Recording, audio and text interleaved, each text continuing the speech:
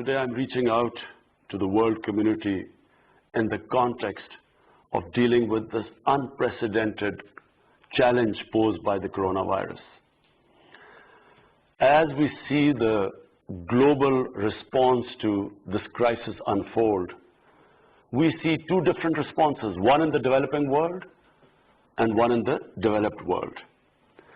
While in the developed world, the main dilemma is containing the coronavirus through lockdowns and then dealing with the economic impact.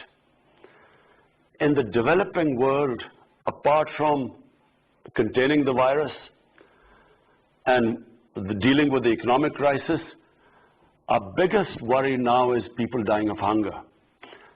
So the dilemma, on one side, stopping people dying from the virus, on the other hand, preventing death from hunger as a result of the lockdown.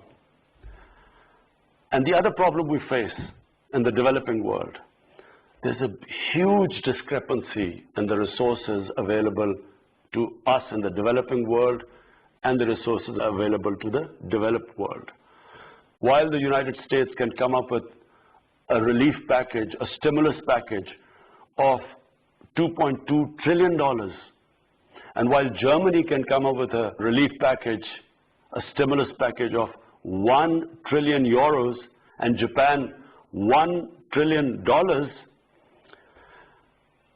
to give an example of Pakistan, with a population of 220 million people, so far the maximum stimulus we could afford is $8 billion.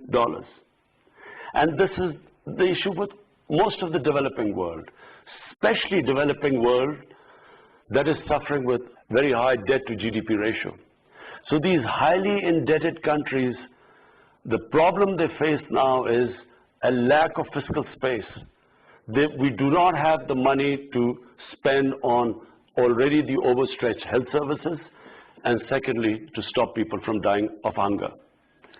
Therefore, I will be appealing to the world leaders, to the heads of financial institutions, to the Secretary General of United Nations, to launch an initiative that will give debt relief to developing countries to combat the coronavirus. Thank you.